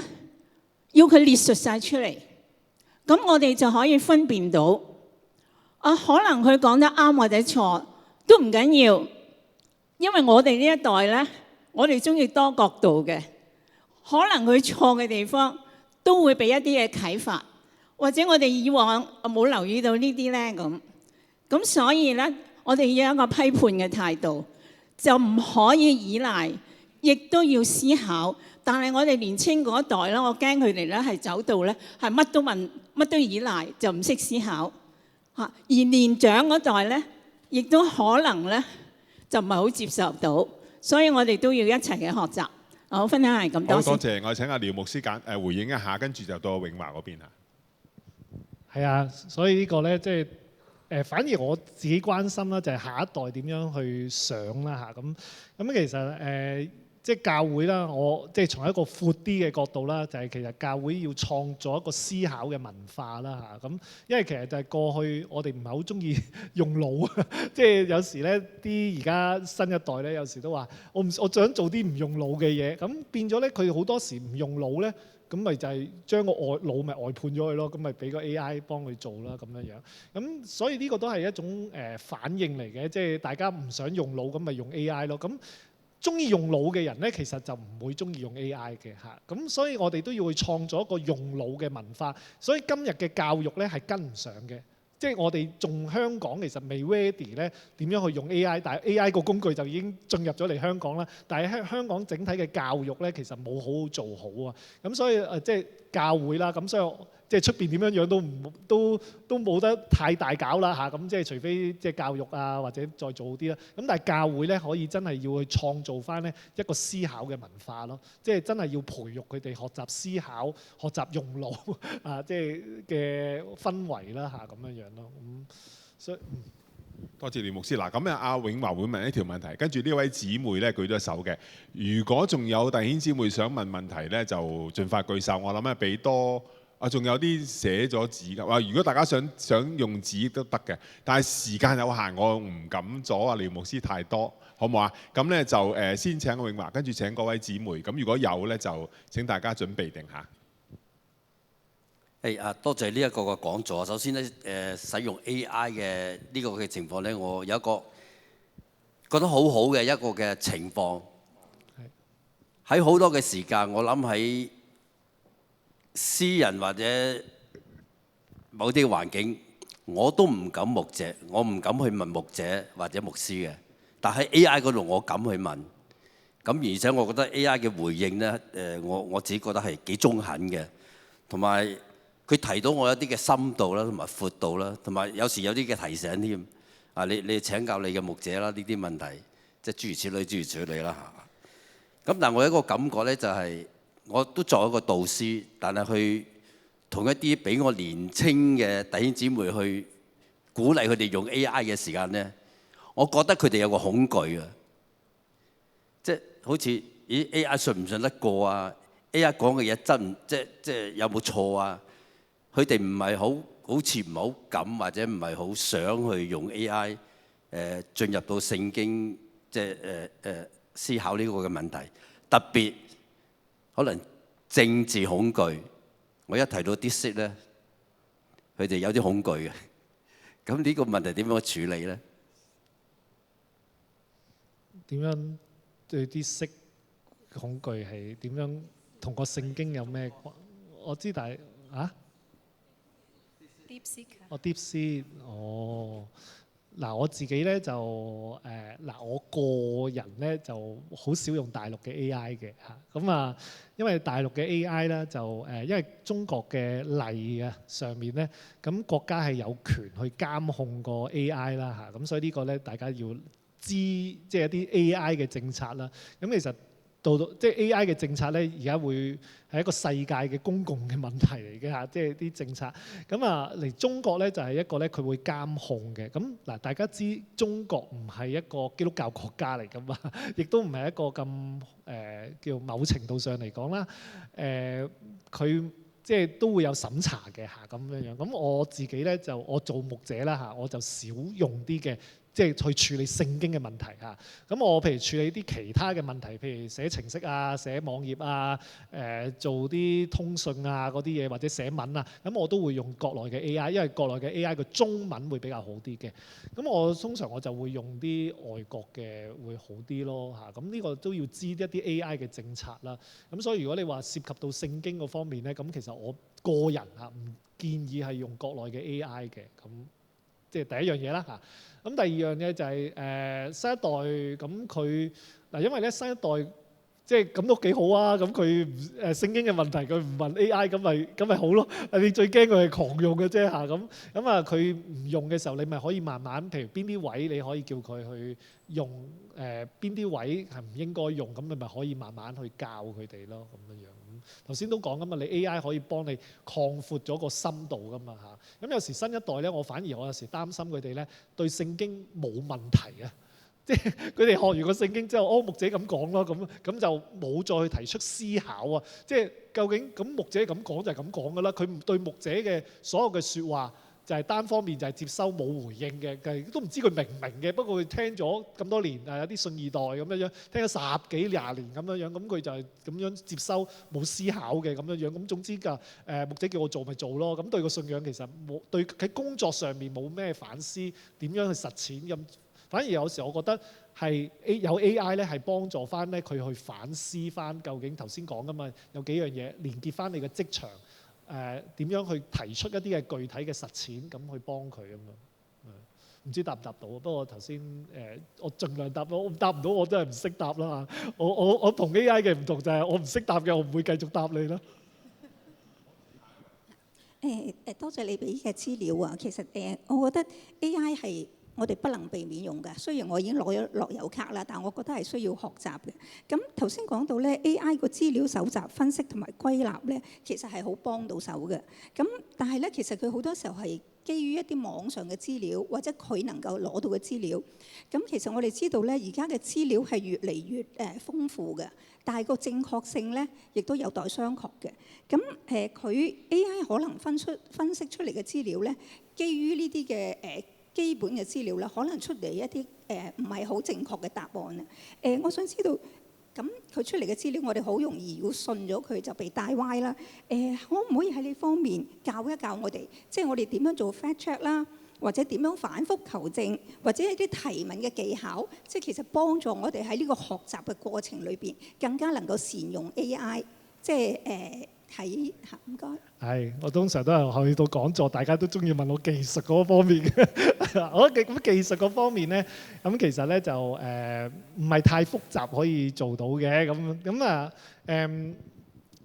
即係如果有啲術語啲啦嚇，咁我哋而家用嗰啲咧就係啲聊天模型啦嚇，咁啊即係叫 LLM 啦嚇，咁有啲咧就係我哋用一個叫 RAG 嘅技術啦，就係你俾咩資料佢，佢就喺嗰個資料嗰度咧就去俾答案你。咁相對咧呢啲叫安全嘅，譬如我俾即係可能我個聖經嘅系統佢，或者俾我啲筆記佢，或者俾我嘅一啲釋經書佢，或者我啲主日學筆記佢，咁佢就基於嗰個基礎咧去到答案。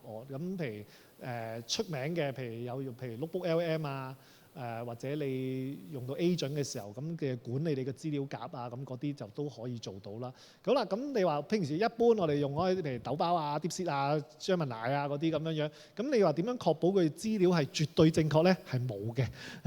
咁你咧就只所以啦，牧者仲有價值嘅，個牧者就係幫你去審批啦嚇。咁嗱，我用一個好實際嘅例子啦嚇。今日我有個朋友，咁佢做翻譯嘅，咁我就一日同佢食飯，我就問佢：翻譯咪已經被淘汰嘅咩？佢話唔係嘅，翻譯咧仲有得撈，但係咧即係減咗人工啦嚇。咁但係咧佢點樣撈咧？就係佢都知你係用 AI 翻譯，但係咧最後咧要批個 authority 咧，即係嗰個批嗰個權啊嚇，即係你係呢一間翻譯公司去即係批出嚟嘅，即係要揾人孭飛。簡單啲嚟講，咁揾人孭飛咁就係要揾嗰個即係翻譯公司去孭飛啦嚇咁樣樣。咁所以嗰間公司都明知係可以用 AI 翻譯嘅，但係都要俾多嚿錢出去咧，就俾嗰間翻譯公司，因為嗰間翻譯公司咧就係幫佢做 fact check 啊，就係咁啦。好啦，咁所以你話落翻嚟呢一度嘅時候咧，咁所以咧你啲嘢咧，如果要出街，就需要俾邊個啊？俾牧者去幫佢出街咯嚇，咁所以牧者咧即係可以做一個審批嘅一個角色啦。佢讀咗3、4年神學嘅喎，咁即係喺呢一方面咧，有時我哋信徒咧真係都即係冇咁嘅經驗去到做點樣 fact check，咁但係咧即係呢個都冇辦法啦。你人機合作啊嘛，AI 唔會幫佢孭飛噶嘛。AI 出咗錯嗰啲嘢，佢同你講對唔住啊咁樣樣，咁你就自己承受個後果啦。咁就我哋咧就即係呢個位你真係要揾牧者啦嚇咁樣樣咯。即係頭先講個技術上邊就係你可以用一啲譬如即係 Notebook LM 啊嗰啲，咁你咪餵啲資料俾佢，佢咪可以喺你嘅資料上面去俾答案你咯，或者俾一啲分析你咯。咁所以頭先我都話唔係淨係問答案咯，佢譬如問一啲引導嘅問題會好啲嘅咁樣樣啦。好嗱，我諗時間真係差唔多，有冇弟兄姊妹唔問唔舒服㗎？好，最後一位係啦，咁其他問題翻去問 AI 咯喎。我呢個唔係問題㗎。頭先廖牧師咧講呢個 AI 同讀經嘅關係，咁我就諗下咧，即係我哋信仰裏面咧，係好多時候遇到生活嘅難題嘅。咁有一個危機就點樣樣咧？遇到生活要做一個決策嘅時候咧，嗰個危機就係我哋先問咗 AI 先。然後先至去思想，先祈禱。咁呢個係一個危機嚟嘅。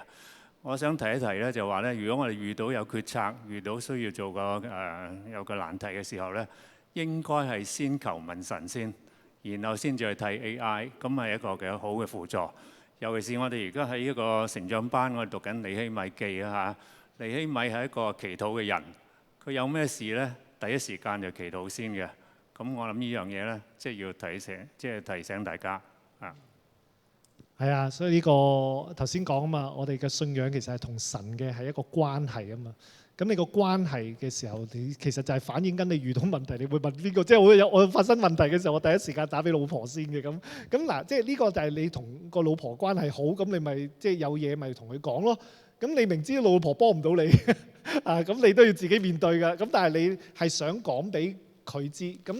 有時我哋同上帝祈禱或者去尋求上帝點樣去幫你，都未必係要幫你。其實就係個祈禱就係本身就係一個關係啦嚇。咁所以呢個都係即係要謹慎啦嚇。咁所以我哋有時就以為淨係去揾上帝，淨係揾答案咁樣樣都唔係嘅。你同上帝係基於個愛嘅關係啊嘛，唔係上帝係你嘅答案嘅生成機嚟噶嘛嚇。咁所以呢個即係如果你就係諗住 AI 淨係幫你提供答案咩？即係如果你諗住上帝係淨係提供答案嘅時候咧，AI 係真係可以取代咗上帝嘅位置嘅。咁所以我哋就唔係當上帝係一個答案機咯。我哋同上帝係一個關係咯嚇。咁你同我係一個關係嘅時候，你開心唔開心，有問題冇問題，咁其實你都係第一時間嚟到上帝嘅面前啊，咁樣樣。頭先好多謝廖牧師，好開心咧，今日有一位牧者嘅角度咧，教導我哋去點樣去利用 AI。咁我跟住咧就請一個真嘅藝文進傳道上嚟啦，唔係 AI 嚟㗎嚇。佢咧會有少少個回應總結啊，交俾藝文進藝傳道。好，唔該姚執事啊。咁啊，我見到大家嘅回應咧都非常感恩啊，因為啊廖牧師問我啊，其實咧大家問問題啊，用 Q&A 幾多時間咧，我就我都小信啊，我同阿廖牧師講應該都10分鐘嘅啫，咁樣估唔到咧一問咧就已經20分鐘啦。所以咧我自己咧預備咗嘅內容咧，其實係調翻轉係有20分鐘嘅。不過咧我知道大家都可能趕時間，我盡量簡短啦，因為我完咗呢個講座之後咧都要去足球隊度比賽咧，都要即刻跑過去下半場度比賽。我其實都好感恩大家真係有用 AI 同埋有諗過，因為喺設計個工作坊嘅設計呢個講座嘅時候，我都已經諗其實 AI 咧我哋想唔想都已經用緊啦。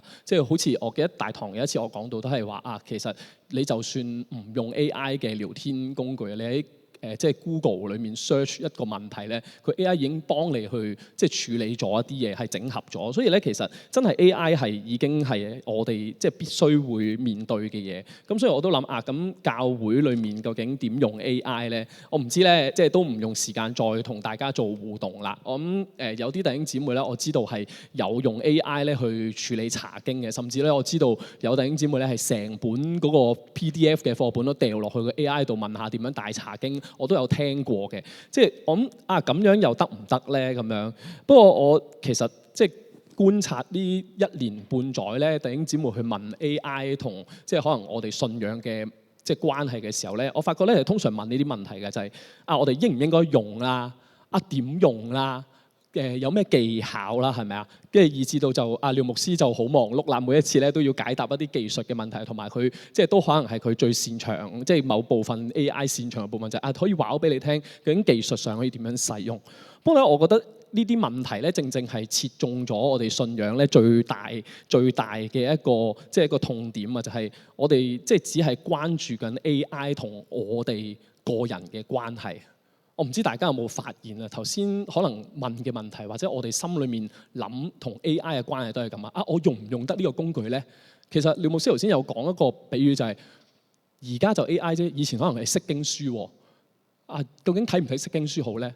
或者你話唔係釋經書，係個牧者嚟㗎，我問唔問呢個牧者好咧？我哋從來都係處理緊咧，我哋自己同呢一個工具嘅關係。其實不知不覺咧，你唔好講 AI，甚至咧真實嘅藝文進傳道啊嘛，你都可能當成係一個工具㗎。我有咩唔明，咪問下藝傳道咯。頭先廖牧師我講話AI fact check 咯，咁真係好忙碌啦。由今日開始之後，就大部分弟兄姊妹咧攞住本課本嘅 AI 嘅生成嘅答案咧，就其實呢個啱唔啱㗎？佢咁樣講喎，哇！真係其實解答唔到。我想講嘅咧就唔係處理 AI 嘅，反而咧我哋翻去我哋信仰嘅原點啊。其實咧係嗰個AI 咧，其實係咪除咗可以幫助我哋快啲處理到知識之外咧，其實我哋咧喺處理 AI 或者處理好多嘢嘅時候咧，我哋係忽略咗我哋本身靈性嘅問題嘅。我哋淨係處理咗知性嘅問題，我哋淨係攞到答案就得㗎啦。我哋唔諗我哋靈性上面問題。頭先廖牧師咧都有補充到我哋靈性好重要，要慢冇得快。呢個係我哋都會有知覺會覺得。但另一個咧，我哋係忘記咗咧，其實喺信仰裏面，其實我哋一部分係團契。大家頭先去講 AI 嘅時候，有冇諗過咧？其實同團契係有好大嘅關係。我呢度咧就從幾個方面去睇。放心，我真係盡量快。第一個咧就係其實咧，我發現咧係讀經嘅迷思咧係長年累月都有咁樣嘅狀況嘅。無論我哋心裏面幾覺得聖經嘅話語就係上帝嘅啟示我哋會等候上帝同我哋講話俾我哋聽有咩提醒都好，你都會諗一個問題，就係呢段經文點解？啱唔啱？我要攞答案。嗰個迷思咧係令我哋會覺得聖經係咩咧？就係一個研究嘅對象。呢個係植物嚟嘅，呢個係一嚿嘢嚟嘅。我要咧，我係一個科學研究員啊，我就去研究下究竟經文咧係即係點樣解嘅，點樣拆解呢件事嘅。點研究嘅方法係咩啊？以前咧可能就係睇多啲聖經啦，睇下釋經書啦，或者你問下牧者啦。今天就係我哋用唔用 AI 好咧？其實都係同樣嘅。你發現個問題就係我哋當咗自己只不過係一個研究員，聖經係一個研究嘅工具。20年前啊，有一本書咧，佢都已經係咁樣寫啊。佢話咧，現代知識論咧主客二分且對立嘅取向，對現代讀經有深刻嘅影響。特別喺讀經嘅過程裏面，讀經嘅人唔經意站喺主體嘅位置，將聖經視為認知嘅客體。於是讀經變成主體嘅人對客體嘅聖經作出發掘同研究嘅過程，目標係盡辦法打開呢個客體，而聖經就係只係處於被動嘅位置，等待別人解剖同埋分析。係咪就係正正係頭先我描述嗰個過程，或者係我哋平時咧預備查經嗰個過程啊？我要寫晒所有嘅資料落去，我總結咧要點樣講？我哋係似一個研究員多於係一個我哋主動去投入讀經嘅一個人嘅喎。跟住未完嘅，其實呢一頁咧，即係嘅裏面咧再有講，佢話咁樣咧，閱讀聖經就成為咗研究，讀經咧就變成咗研經，形成咧淨係有研究聖經嘅人先會讀經，甚少人被聖經啟發教導。呢個取向咧既忽略聖經主體性，又令到人容易忘記要存住一個願意聆聽同領受嘅態度讀經。弟兄姊妹，我哋後面嗰句咧，我哋認同嘅，我哋好想做到嘅。不過咧，無奈就好似頭先廖牧師咁講咧，其實聖經好難喎，即係要好多背景啦，亦都好多原文啦。我哋避免咧係發掘，用好多時間去睇聖經，以至到咧我哋其實係本末倒置咗。明明咧我哋係應該用多啲時間去默想，去攞嗰個領受，從上帝裏面得到我哋嘅提醒。但係咧反而係頭先廖牧師真係講好好，係2個鐘頭嘅查經咧，通常都係1個幾鐘頭咧就走去 O 同埋 I。即係唔好講 A 啊，係連大家沉澱嘅時間都冇啊！所以咧呢個讀經咧係咩咧？其實嗰個主客二分讀經咧，其實就係用一個理性去主導嘅聖經啟示觀啊！呢個唔係淨係我同你即係呢個教會城鎮擁有嘅情況，係即係整個教會界都有嘅即係一個議題啊！呢一點咧其實最好啱啱好咧都回應咗頭先廖牧師最後嗰2張圖啊，話屬靈生命咧係要沉澱嘅部分。特別咧係我哋發現屬靈生命有問題、有陰暗面、有軟弱咧，我哋好想盡量去解決嘅。最好快啲搞掂啦！譬如我喺講道嘅時候都講過我好嬲嘅最好快啲搞掂啦，最好我唔好嬲咁多啦，即係沉穩啲咪好咯，幾廿歲人都做乜嬲啫咁樣但係我哋發現其實生命並唔係咁，我哋唔能夠急速處理有時咧我哋讀經咧即係可能牧者或者我哋傳道同工咧聽到話其實好想解決生命嘅問題咧，其實都開心嘅，係咪啊？即係原來弟兄姊妹都願意讀經去即係俾上帝去更新，但係咧另外一方面咧，又覺得有啲可惜係，大家係覺得要好急速咧去處理嗰個生命嘅問題。所以我想講2點嘅啫，其實好簡單。第一點咧就係，我覺得喺 AI 嘅時代咧，其實第一件事咧，我哋要留意嗰個團契咧，我哋係真係同緊三一上帝團契緊啊！喺同三一上帝團契緊咧，就係我哋唔係呢部機器啊！我求其喺上網咧揾咗一部機器咧，就掉咗本聖經上去。其實我哋有時都係咁噶，係咪啊？點解要靈修啊？就係我哋每日有問題咯。睇完靈修嘅經文，然之後咧，上帝就同我講某啲説話。我今日咧就 gen 到一啲行動出嚟，我就改善自己啦。我哋咧好想當自己係一部機器啊！讀經咧要做啲咩咧？就係一個 formula， 係一個方程式嚟嘅。我睇完聖經有答案，跟住我就做好解決我生命嘅問題。但係我哋就咁樣咧，就將我哋同上帝嘅團契咧變咗做一部機器咁樣操作其實同上帝嘅團契唔係咁嘅，係上帝將佢嘅話語輸入啟示喺我哋嘅生命度。聖經我哋聽咗，我哋睇咗，但係我哋要等候聖靈嘅工作。點解要咁樣做啊？其實冇聖靈嘅工作，聖靈其實正正係通過上帝嘅話語喺人心裏面嘅工作，提醒我哋每一個都係有耶穌基督去救贖嘅人。當我哋真係被聖靈提醒，願意學效道成肉身嘅耶穌基督咧，我哋生命先會被更新，願意學效主，為其他人、為福音咧喺生活上面做美好嘅見證。呢一點咧，我諗頭先廖牧師都有講話要慢嘅原因啊，其實係要等候上帝，要默想。所以第一件事咧，我諗弟兄姊妹假如你今日未靈修啊，或者你聽日準備靈修嘅時候，鼓勵你用多少少嘅時間啊，唔係去查考個資料。當你讀完之後咧，你俾多少少時間自己安靜，坐翻喺你自己聖經啊，你手機又好，實體聖經又好，坐翻喺聖經嘅面前，去安靜落嚟，其實去諗翻聖經，上帝想同你講啲乜嘢？可能其實你坐1個鐘都未必有，但係你就容讓嗰個時間就咁過去。呢個係上帝嗰個時間，我哋不能夠操控嘅。特別咧，頭先講嗰本書20年前係嘛？特別其實近幾年咧出咗一啲書咧，都有一啲學者發現啊，我哋咁樣讀經咧，淨係研究本聖經係有啲問題啊！呢度2本就即係唔係因為書展啊，都冇收咩廣告費賣廣告信，所以我書架同埋即係小組查經法咧我嘅好同工就都有介紹一本書，就係左手邊有一本咧就叫做投入整個生命來詮釋啊，都講話其實我哋讀經咧係主動去讀嗰個經文啊，去俾上帝去領受去更新我哋嘅生命啊，用愛神愛人嘅大前提去讀經啊。另外咧就右手即係大家右手邊嗰本咧外馬讀經法咧，就係我嘅好同工拍檔咧去介紹，就係除咗我哋去分析本聖經之外咧，我哋默想都係一個好重要嘅讀經部分，所以都鼓勵大家咧，即係當你再讀經嘅時候咧，諗翻呢個係同上帝嘅團契，可能咧唔一定係需要咁樣去鑽研。當然 AI 咧係幫到我哋去鑽研，但係鑽研完之後就正如廖牧師所講，我哋係即係要慢落嚟去俾上帝去更新我哋嘅生命。呢個係第一點。第二咧，我諗係大家咧係。我自己直覺係覺得喺查經裏面或者成長班或者教會裏面咧，其實都好忽略嘅就係我哋咧係即係要留意翻咧喺就算係讀經裝備咧，我哋都要留意同信仰群體，即係你望下你側邊嘅弟兄姊妹一齊嚟嘅弟兄姊妹，我哋要同我哋嘅弟兄姊妹咧有嗰份嘅團契啊！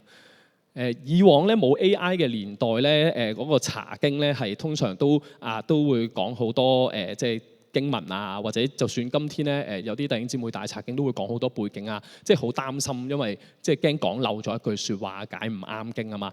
有時咧都會咁樣所以咧通常咧弟兄姊妹大查經咧就正係嗰個狀況咧，就係唔好叫我帶啦，即係我會唔識㗎。最好就傳道同工你帶翻啦，因為你先啱啲啊咁樣我往往都同弟兄姊妹講就係唔係啊，喺宗教改革之後唔係咁嘅，其實係每個人都能夠讀通聖經，聖靈係每個即係能夠喺人嘅心裏面咧去感動，讓我哋每人都有領受。但係喺 AI 時代咧，其實呢一種嘅諗法咧，呢一種個人化嘅讀經咧，係前所未有，更加再嚴重啲。即係我哋就係諗住攞咗嗰啲聖經嘅知識，攞咗嗰個意義同應用，跟住咧我就可以默想。呢個個人化嘅讀經咧，除咗即係我哋忽略咗其實有三一上帝之外，亦都忽略咗我哋身邊弟兄姊妹嗰種互動。我哋要留意咧，呢種互動唔係可有可無㗎。即係我諗大家有一個試過查完經咧，就會覺得其實我十個8個坐喺嗰個小組度咧，都係導師同工講啫嘛，我坐喺度聽咁樣。其實同我屋企聽有咩分別咧？大家有冇咁樣諗過㗎？有冇上網？不如話我上網聽下好過。其實嗰個冇嗰個互動咧，係即係其中一個位，亦都有即係一個問題係我哋冇同弟兄姊妹咧，真係互相去教學相長。但係喺我哋基督信仰裏面咧，除咗呢啲即係學習上面嘅觀念之外，我諗重要嘅係咧，團契係好重要嘅。咩嘢係團契生活啊？有啲人咧話俾我知咧，其實或者我一直都係翻開城浸咧，都係咁樣嘅。弟兄姊妹咧好中意查經嘅，但係咧好唔中意週會嘅原因咧就係週會咧好無聊。我近排先聽完有一個人講，好無聊，同我冇關係。無論係生日週、聯誼週定係靈修週都，只係外面嗰個人講我想講佢想講嘅嘢啫嘛，同我一啲關係都冇。其實喺團契生活裏面咧，正正係我哋原本咧，我哋未信耶穌，我哋個個都自私自利，應該係諗自己。但係如果我哋信咗耶穌，上帝真係更新咗我哋生命，喺團契生活裏面咧，我哋係已經同耶穌基督聯合，離開咗我哋個人嗰個自私嘅諗法，完全融入喺同上帝嘅團契裏面。呢個團契咧係除咗聖靈喺我哋心裏面工作，亦都喺整個群體度工作，令到我哋整個群體合一。所以喺 AI 年代咧，我哋有好多聖經冷知識㗎。你發現咧，其實你上網就查到好多㗎啦。頭先廖牧師話其實應該抌咗啲查經書啊。我坐喺度咧都有個震撼感，就係其實下年訓練事工仲寫唔寫課本好咧？不如咧就我諗幾卷書咧俾大家，你哋自己翻去揾資料查就算啦，好唔好啊？唔係喎 ，AI 幫到你哋嘅喎，唔使我寫嘅喎，應該即係唔使我哋同工用時間寫嘅喎。即係雖然都有頭先阿牧師講話其實牧者核實係真嘅，都係 AI 我自己都會發現好多唔好嘅，即係有啲錯誤嘅資訊係真嘅。我都認同姊妹講話你要真係做足功夫揾下嗰啲網頁係咩，你逐個 click 入去望下，其實佢講緊啲乜嘢。但係咧，我唔係想講呢樣嘢，我哋真係好想講嗰個團契間嘅互動。其實我哋真係要同弟兄姊妹有嗰個互動咧，喺團契裏面放開我哋自己，彼此先能夠喺靈性上面造就同埋了解更新我哋對上帝話語嗰種嘅理解啊。或者你覺得唔係我自己理解晒咪得咯？即係我有 AI， 跟住我揾到最好嘅解釋咪得咯。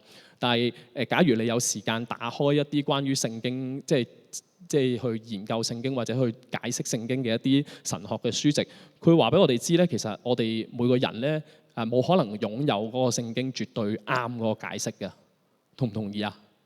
都同意啊，嗬，係咪啊？即係邊個先能夠擁有嗰個絕對解釋啊？邊個先能夠擁有真理啊？係啊，唯獨即係三一上帝，因為佢係啟示嗰個上帝啊嘛。所以點解我哋就算有 AI 都好，揾晒所有資料都好，我哋都要同弟兄姊妹查經去傾啊，而唔係淨係帶查經嗰陣就講晒所有嘅嘢，然之後就完啦，大家有冇問題？冇問題就散啦咁樣。其實我諗大家心裏面都有問題，不過可能係我哋一路都冇嗰個討論嘅氣氛。所以我自己去到諗就係，我哋係冇絕對嘅真理嘅。我哋喺團契裏面查經，或者我哋讀經，甚至講道之後分享咧，我哋幾時願意謙卑承認自己嘅不足咧？幾時就會耐心去聽唔同嘅詮釋？呢個咧先係真係主裏面嘅團契開始。喺而家 AI 嘅時代咧，我哋有時個盲點係覺得有最好嘅模型就有最好嘅數據庫啦。個人嘅知性啦、靈性啦就會提升，但係咧我哋忽略咗個互動咧，就忘記咗其實我哋呢個團契係互相造就㗎。大家諗下，你其實今日都再諗下，你坐喺度聽咧，其實都如果你話我哋唔需要去討論啊、互相去交流嘅話咧，其實關於廖牧師嘅講座咧，你打佢個名咧喺網上面就會睇到㗎咯喎。係啊，都唔需要再嚟問 Q&A 啦。但係我哋就正正係相信，或者係我自己去搞呢啲實體嘅講座，我正正係相信其實弟兄姊妹之間嗰個團契係好重要啊！彼此嗰種互相嘅辨別真理，一齊咧去分辨邊啲係真理，邊啲唔係嗰個重要性。所以弟兄姊妹，我好中意呢句箴言咧，就係箴言27章17節啊，鐵磨鐵磨出刃來，朋友相感也是如此。雖然咧唔係講專門研究聖經，但係都提醒我哋咧，其實弟兄姊妹之間意見有碰撞，其實係互相砥礪，彼此咧讓生命更加成熟嘅一個點嚟嘅。係啦，已經完㗎啦。係啊，討論 AI 點樣裝備咧，你見我咧就冇講好多 AI 嘢，因為比起廖牧師咧，我真係唔敢講啦。我班門弄斧，我真係講嚟都係啊。咁我應該講好多，即係我講好多即係分享除咗人性之外，就係講好多就係我哋同三一上帝嘅關係，同埋我哋同弟兄姊妹嘅關係。我自己咁樣有個咁好簡單嘅總結啦，就係與其咧我哋將 AI 咧當咗一個稻草人啊，即係咩意思？我哋當佢一個假想敵咁樣咧，佢鬧呢樣嘢唔好，好唔好諗，好唔好咧？不如我哋正視翻原本喺我哋心裏面咧讀經遇到嗰種嘅謬誤同埋問題，就係頭先我講嗰兩點啊。第一咧就係我哋咧要離開淨係着重知性嗰種學習啊，而係靈性同知性都兼備啊，同三一上帝嘅團契，開放俾聖靈咧去透過上帝話語更新我哋生命。第二咧就係我哋離開翻嗰種一人修行、一人研經嘅習慣，呢個咧都係即係香港教育制度嘅狀況啦，就係最好自己讀好書就夠啦，唔好同同學即係去到即係溝通咁多啦。如果唔係佢抄咗功課，咪大件事。不過咧喺信仰群體裏面，我哋唔係咁啊！我哋信仰群體裏面咧係互相分享上帝嘅話語，喺裏面嘅領受、觀察同埋詮釋啊，俾我哋咧即係希望大家都嘗試諗下啊！你喺成長班裏面，我相信嚟得咧，我見到有啲係有帶開查經嘅弟兄姊妹嚟嘅啊！你下次帶下查經咧，試下講少啲。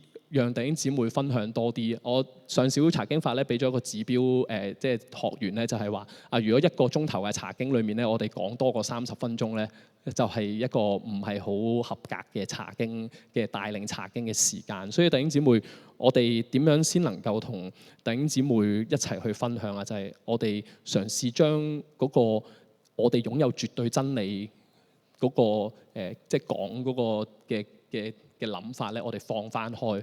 讓我哋成個信仰群體咧，即係一齊揾啊上帝話語咧。其實我哋能夠喺團契裏面一齊去領受，一齊咧去到分享。啊，今日真係好短，都係最後唔好意思啦，都係20分鐘。所以咧即係都讓大家即係坐耐咗啦。但係我都即係好想讓大家都明白同埋了解啦，亦都感謝大家出席呢個講座啦。咁如果有問題嘅話咧，我相信你真係好想問咧，廖牧師，你行到佢面前咧，佢都會問嘅，係啦。咁我哋喺即係完之前咧，就請葉明德執事去即係自代教會啦，自送呢個紀念嘅卡俾阿廖牧師啦。都多謝佢嚟到我哋當中啦。